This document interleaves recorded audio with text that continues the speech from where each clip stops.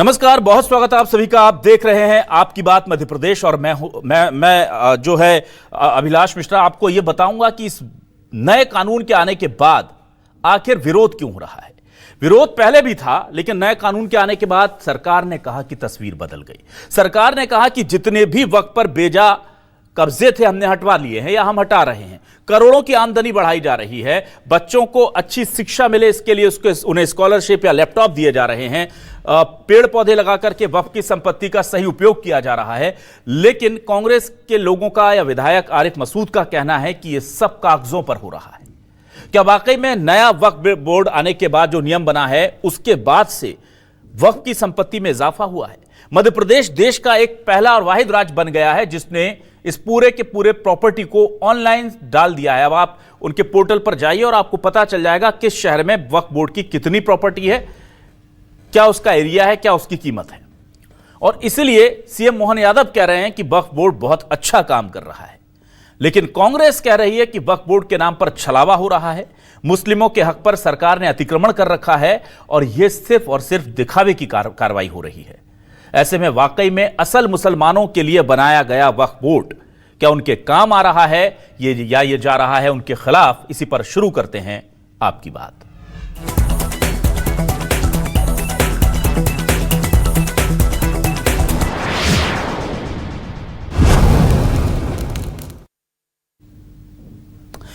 और आइए सबसे पहले सुनते हैं कि मोहन यादव क्या कह रहे हैं। सीएम का कहना है कि वक्फ बोर्ड बहुत ज्यादा अच्छा काम कर रहा है, तमाम चीजें वो गिना रहे हैं जो देश में हमने सबसे बेहतर की है। जरा सुनिए मध्य प्रदेश वक्फ बोर्ड की तारीफ सीएम मोहन यादव ने किस तरह से की।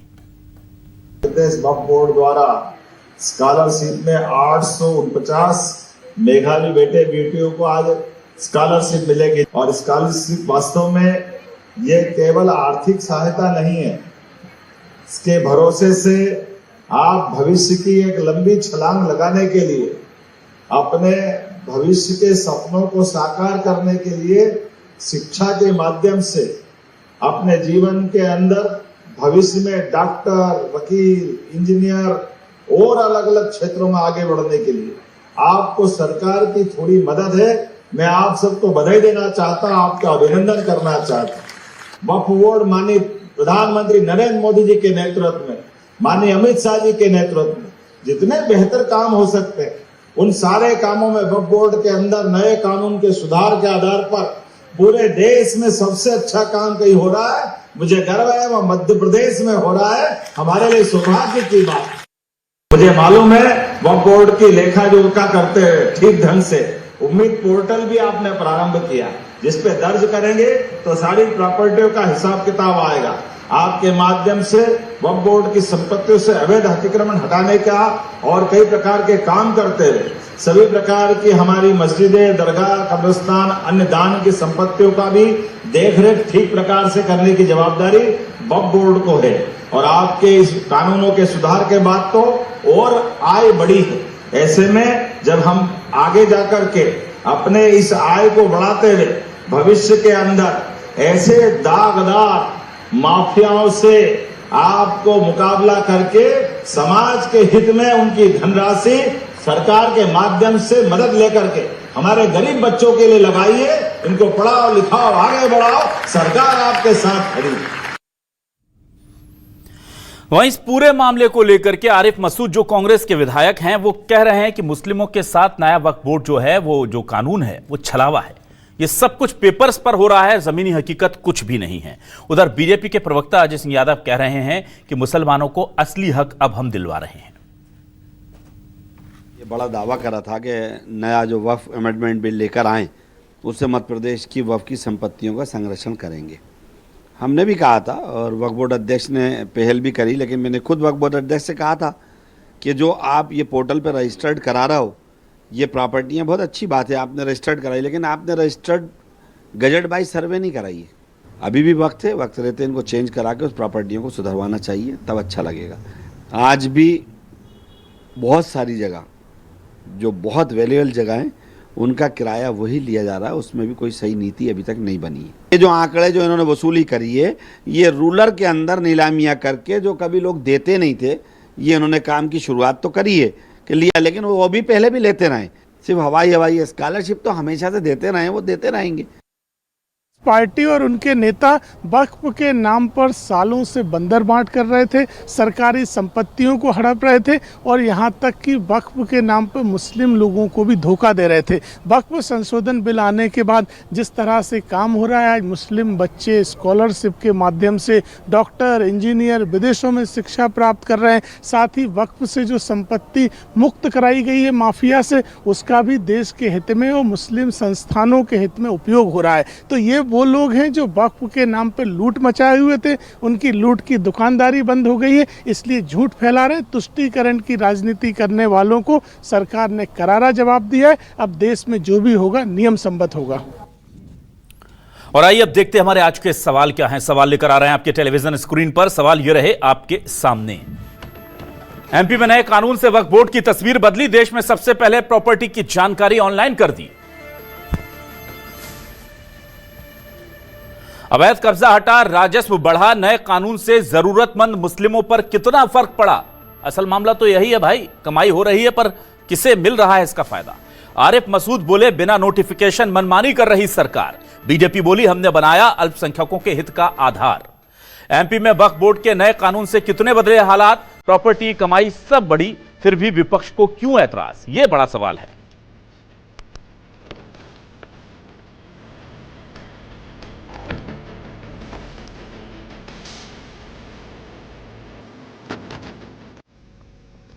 और आज मेरे साथ कुछ खास मेहमान जुड़ रहे हैं। आइए सीधे रुख कर लेता हूं उन मेहमानों का। मेरे साथ आज बीजेपी से वरिष्ठ नेता प्रवक्ता शाहबार आलम जी जुड़ गए, उनका स्वागत करूंगा। शाहबार आलम जी का बहुत स्वागत है। कांग्रेस से वरिष्ठ नेता हुमैद शकील साहब जुड़ रहे हैं, उनका मैं स्वागत कर लेता हूं। और मेरे साथ वरिष्ठ पत्रकार के तौर पर शाहिद कामिल साहब जुड़ गए हैं भोपाल से, उनका भी बहुत स्वागत करता हूं। चलिए सबसे पहले मैं हुमैद जी आपके पास आता हूं। हुमैद जी जरा मुझे यह बताइए कि क्या पूरा का पूरा ये जो वक्फ बोर्ड को लेकर के इसका प्रारूप चेंज किया गया, नए नियम लाए गए और उसके बाद अब कहा जा रहा है कि हमने वेजा कब्जा हटा दिए, अवैध अतिक्रमण को हटाने के बाद हमने वसूली के लिए करोड़ों के नोटिस भेज दिए हैं और कमाई बढ़ गई है, और अब हम चाहे वो वृक्षारोपण हो, चाहे लैपटॉप बांटने हो, चाहे स्कॉलरशिप बांटने हो, हम असल जो छात्र हैं या असल हितग्राही हैं उन्हें हक दे रहे हैं? क्या कहेंगे आप?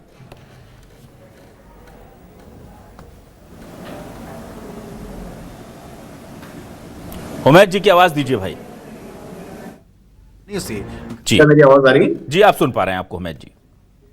ये इस तरह का दिखावा जनता बहुत बर्दाश्त कर चुकी है और अब ये किसी से छुपा नहीं है। अल्पसंख्यकों के प्रति भी इस तरह का दिखावा महज एक ढोंग मात्र है।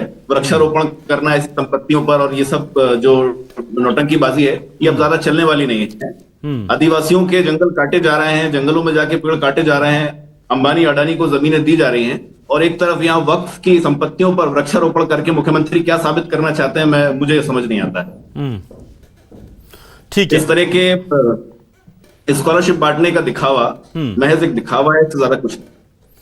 और क्या क्या दिक्कतें हुई हैं नए कानून के बनने के बाद, आप जरा ये बताइए, क्योंकि बार बार कहा जा रहा है कि भाई आप लोग कह रहे थे ये हो जाएगा वो हो जाएगा, वैसा तो कुछ नहीं हुआ। हाँ, जो अवैध कब्जा करके बैठे थे, जो जरूरतमंद मुसलमानों की हक की कमाई को खा रहे थे, मार रहे थे, उनसे वसूली का उन्हें नोटिस दिया गया है। तो वो कह रहे हैं कि आप ही लोग किए हुए थे, कांग्रेस के नेता, इसलिए इनके पेट में दर्द होता है। देखिए क्या है, अगर इस तरह के कुछ कब्जे अगर थे, तथाकथित कब्जे जिनको ये कहने का बार बार कोशिश करते हैं, तो इस कब्जों पर कार्रवाई करने का अधिकार भी इनके पास पहले से था। इस प्रदेश में इनके पास 20-22 साल हो गए सरकार में बैठे हुए, ये इनको अधिकार किसी ने इनसे छीना नहीं था। ये अधिकार इनके पास पहले भी था कि ऐसे कब्जाधारी यदि कोई थे तो उन पर कार्रवाई कर सकते थे। ये सब बेकार की बातें हैं, ध्यान भटकाने वाली बातें हैं, इससे ज्यादा कुछ।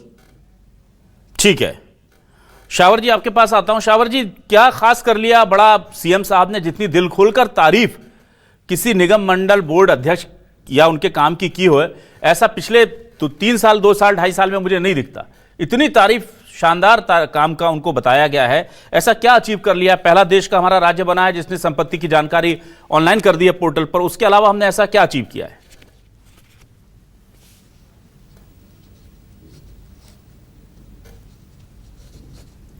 जो भी संपत्ति थी उसको उम्मीद पोर्टल के माध्यम से उसका पंजीयन किया है।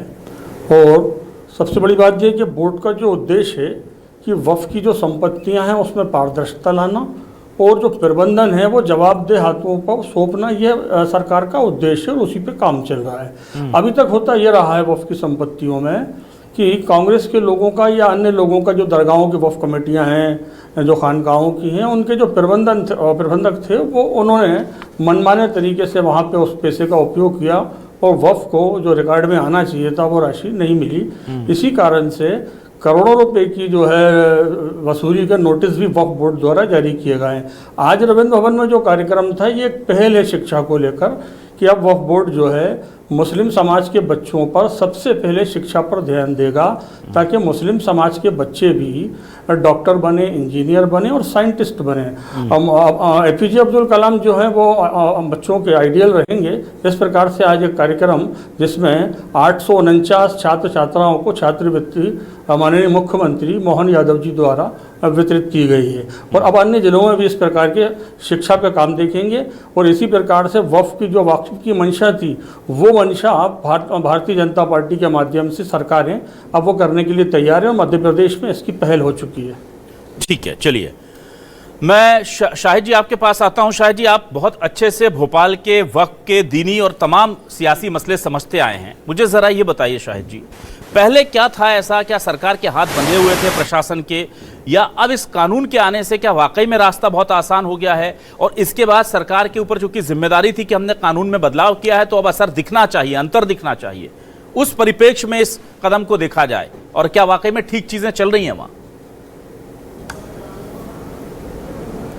देखिए, मेरा ये मानना है कि जो WAMSI की जो डिजिटलाइज जो संपत्तियों जो दर्ज की गई उससे कम एक पारदर्शिता तो हम देख रहे हैं, पारदर्शिता तो हमारे सामने आ रही है। अब 15,000 मध्य प्रदेश की जो संपत्तियां हैं वो दर्ज की गई हैं। इससे यह होगा कि पारदर्शिता आई। अब पारदर्शिता जब आएगी तो एक जवाबदेही भी बन जाती है। अभी तक जो हो रहा था कि जो हम अगर बात करें कि जितने वक्फ थे उसके जो मुतवल्ली थे वो पूरी तरह से चंदा निगरानी की जो राशि होती थी वो जमा नहीं करते थे। जो टोटल आमदनी का 7% जो राशि होती थी वो चंदा निगरानी की उन्हें वक्फ में जमा करना पड़ती थी। करोड़ों रुपया जो है वक्फ बोर्ड का अभी चंदा निगरानी के रूप में मुतवल्लियों के पास है। और दूसरा यह है कि जहां भी मुतवल्ली थे वो राजनीतिक, कहीं ना कहीं राजनीतिक लोग थे। अभी तक जहां अगर हम ये बात कहें कि इस कानून के आने के बाद कोई बड़ा फेरबदल हुआ है या तो ये जल्दबाजी होगा। अभी सिर्फ हम यही कह सकते हैं कि ये मतलब एक लाइनअप प्रोग्राम है। पहले प्लेटफॉर्म पे हमने अभी पहली बॉल है। अब इस बॉल को खेलने के लिए कितने सलीके से इस बॉल को खेला जाएगा, कितने वक्फ बोर्ड, जितने मुझे जानकारी के हिसाब से 30 राज्यों ने और कुछ केंद्र शासित प्रदेशों ने अभी दर्ज की है अपनी संपत्तियां। तो सवाल ये उठता है कि चंदा निगरानी की जो राशि है क्या पूरी तरह से वसूली जाएगी? जो मुकदमे चल रहे हैं वक्फ बोर्ड के और दीगर पार्टियों के बीच, जो मुकदमे चल रहे हैं उनकी तादाद कम होगी? किस तरीके से ये कदम उठाए जाएंगे? क्योंकि वक्फ की काफी कमाई जो है, आमदनी है, वो आपके केस लड़ने में निकल जाती है। इसके अलावा अगर हम बात करें कि स्कॉलरशिप दी जा रही है तो ये कोई नया नहीं हुआ है। स्कॉलरशिप पहले दी जा रही थी, इसकी तादाद बढ़ाई जा सकती है कि अभी 850 लोगों को दी गई, पहले शायद 300 या 400 लोगों को दी जाती थी।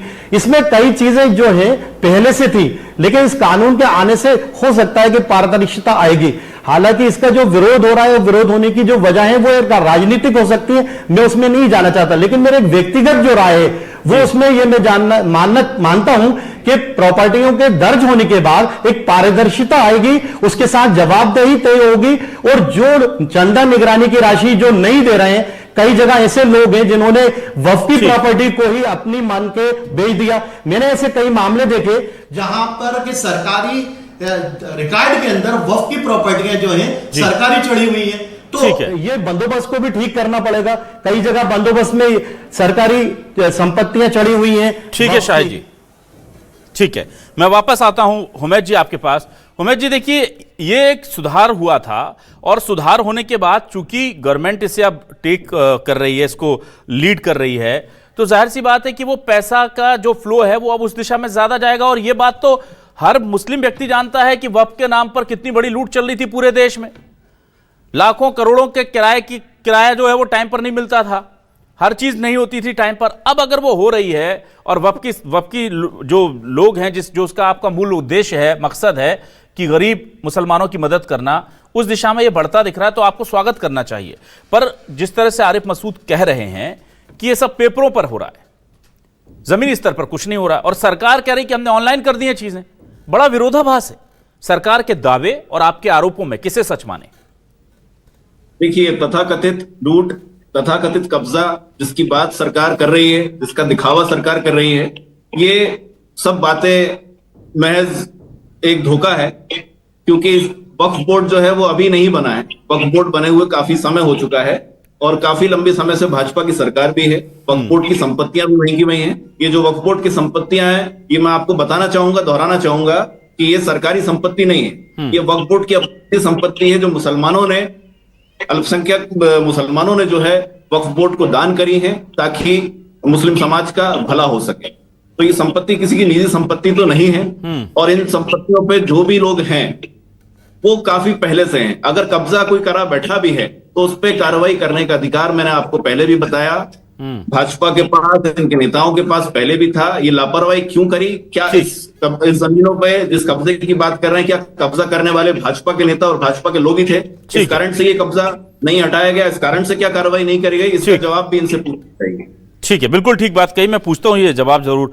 शाहवर आलम जी, ये बात तो सही है कि पहले का जो वक्फ बोर्ड के नियम थे, जो कानून प्रावधान थे, वो भी आपको इजाजत देते थे कि आप उनसे हिसाब मांग सकते हैं, वो भी आपको इजाजत देते थे कि वसूली कर सकते हैं, वो भी आपको इजाजत देते थे कि वक्फ की जमीन पर अवैध कब्जे को लेकर के आप बुलडोजर चला सकते हैं। आपने नहीं किया, क्यों? क्योंकि आप इसका प्रारूप अपने हिसाब से तय करना चाहते थे और ये दिखाना चाहते थे कि गड़बड़ियां चल रही थी। एग्जीक्यूशन तो आपके पास पावर तब भी थी ना, पर आपने तब क्यों नहीं किया?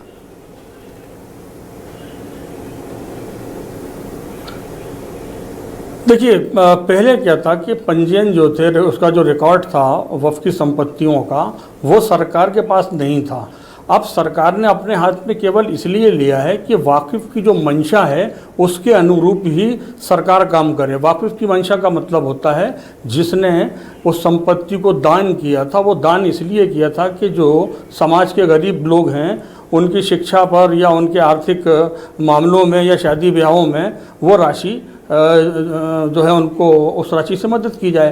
तो ये पिछले कई वर्षों से ऐसा नहीं हो रहा था। वो कारण ये था कि जो लोग भी वहाँ मुतवल्ली हुआ करते हैं दरगाहों पर, कमेटियों पर, या जो वक्फ की संपत्तियाँ थीं, उनका हिसाब सही तरीके से नहीं दे रहे थे। इसीलिए जो पहले के प्रबंधक हैं उन पर करोड़ों रुपए की जो है वसूली के नोटिस जारी किए गए। न केवल भोपाल बल्कि इंदौर, धार, उज्जैन, जबलपुर, ऐसे कई जिले हैं जहां से करोड़ों रुपए की रिकवरी के नोटिस जारी किए हैं। अब हमने रिकवरी के लिए ये नोटिस पहले भी जारी हो सकते थे शायद जी।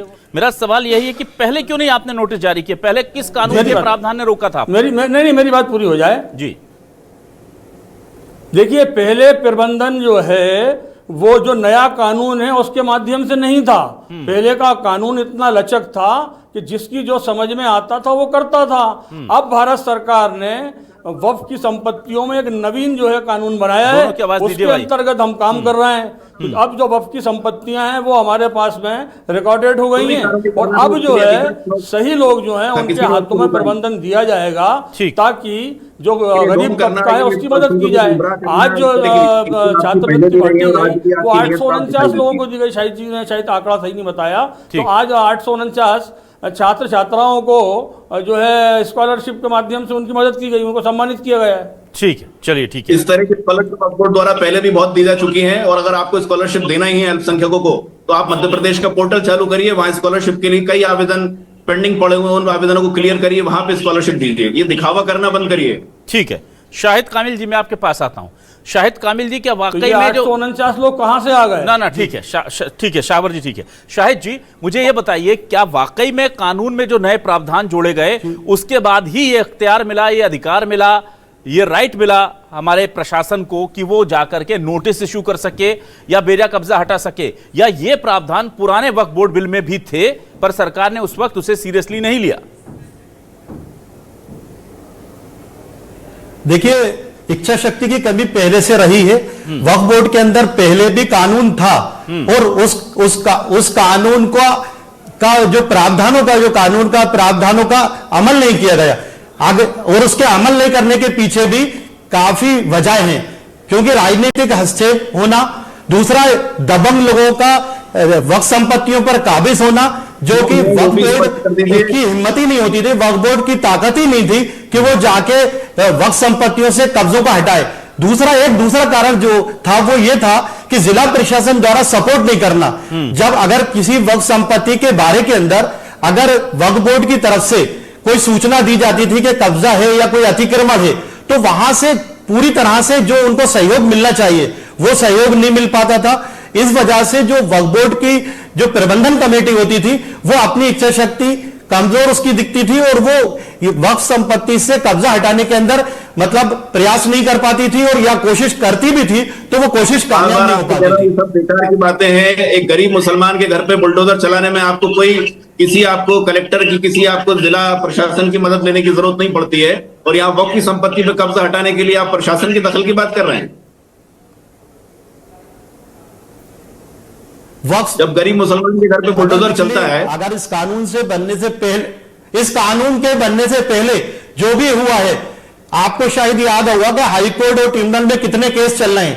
आप अभी वर्तमान में स्थिति बताइए कि वर्तमान में कितने केस चल रहे हैं। पहले अगर 50 मामले आते थे तो अभी मेरे ख्याल से शायद आधे मामले हो गए। पहले पार्टी से ही मिल जाते थे लोग, वक्फ के वकील से ही मिल जाते थे, पार्टी मिल जाती थी, और उस वजह से आमतौर पर वक्फ की संपत्ति कुर्द हो जाती थी। ठीक है। आज अगर हम बात करें तो अगर 15,000 प्रॉपर्टीज, 15,000 जो स्टेट है जो अगर दर्ज हुए हैं, तो उससे कम से कम इतना तो पता चला है कि वक्फ की प्रॉपर्टी कहां है, कितनी है, और उसके मुतवल्ली कौन है, और ये पारदर्शिता तो आई है। हम इस बात को नहीं बात कर रहे कि ये भाजपा सरकार ने करा है या भाजपा सरकार ये कानून लाई है। मैं बात वो भी कर रहा हूं कि कांग्रेस के जमाने के अंदर भी वक्फ संपत्तियों पर कब्जे थे, क्या वो हटाए गए? ठीक। और वक्फ संपत्तियों पे जो कब्जे थे करने वाले कौन थे? ठीक है, चलिए ठीक है। तो कुल मिलाकर के एक बदलाव की बयार बह रही है, लेकिन यह बदलाव की बयार क्या वाकई में जरूरतमंद मुस्लिमों के घर में राहत की हवा बनकर पहुंचेगी? बड़ा सवाल इसलिए है क्योंकि हर बार वक्फ के नाम पर छलावा हुआ है गरीब मुसलमानों के साथ। पहले कांग्रेस सरकार रही और कहा कि इतनी संपत्ति है, संपत्ति के डेटा हमने आपको दिखाया, इतना पैसा, लेकिन गरीब मुसलमानों को क्या मिला? उसके नाम पर मुसलमान जो थे, कुछ तथाकथित नेता या रसूखदार, वो कब्जा करके बैठे रहे और आराम से रोटियां सेकते रहे। अब बीजेपी ने कहा है कि हम नया कानून लाकर गरीब मुसलमानों को उनका हक देने जा रहे हैं। ये वक्त बताएगा कि उन्हें उनका हक मिलता है या वक्त जैसे चल रहा था वैसे ही चलता है। बहुत शुक्रिया करूंगा मैं उमैश शकील साहब, शाहवर आलम जी और शाहिद जी हमारे साथ जुड़ने के लिए, इस डिबेट का हिस्सा बनने के लिए तमाम दर्शकों का शुक्रिया। नमस्कार।